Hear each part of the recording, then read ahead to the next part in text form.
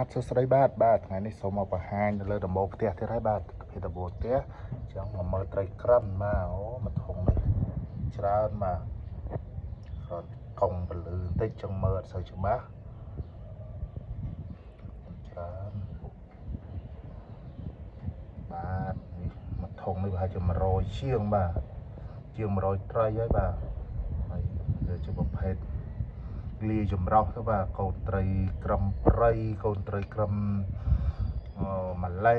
សៀមបាទច្រើនបាទពោអត់មានតាមហ្នឹងទេបាទអញ្ចឹងមកធំហ្នឹងអញ្ចឹងទៅយើងដាក់កាផ្លោកដាក់ឲ្យលាយទៅបាទបាទជួយបាទ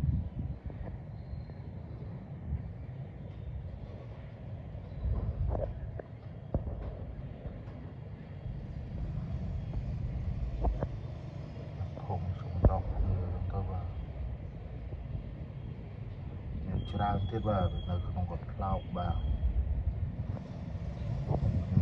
ធំបាទមានញីមានឈ្មោលលាយគ្នាបាទខ្ញុំមិនទាន់បានចាប់ប្របែកទេបាទនៅចម្រោះគ្នាអញ្ចឹងទៅបាទចឹងមកធំច្រើន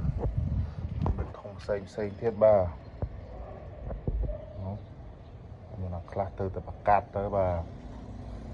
មានអានេះគឺប្រកាត់ហើយមានកូនទូចនៅក្នុងបាទធំហ្នឹងដាក់ញីមួយឈ្មោលមួយប្រកាត់លក្ខណៈធម្មជាតិចឹងទៅបាទហើយឥឡូវឃើញតែកូនច្រើនហើយវានៅតាមចកហ្នឹងចឹងទៅបាទពេលប្រកាត់ហើយហ្នឹងខ្ញុំបានចាប់ញីចេញខ្ញុំទុកទៅឈ្មោលឲ្យមើលថែវាទេអញ្ចឹងឃើញថារស់ច្រើនបាទព្រោះយើងដាក់មកធុងធំអញ្ចឹងទៅវានៅបានប៉ុណ្ណាប៉ុណ្ណឹងតែជាបទពិសោធន៍ខ្ញុំមកធុងអញ្ចឹងដល់ពេលវានៅប្រហែលជាចង់បានប្រហែលជា100កូនណាបាទហើយយើងមានសល់ច្រើនធុងទៀតបាទនេះមកធុងសនេះគឺកូនពេញនឹងដែរបាទអានេះប្រភេទ Galaxy បាទចឹងកូននោះច្រើន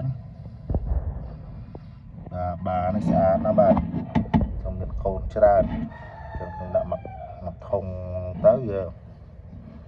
បានកូនច្រើនណាបាទហើយបាទនេះវិញគឺដាក់នៅជាមួយខ្យងចឹងមានច្រើនណា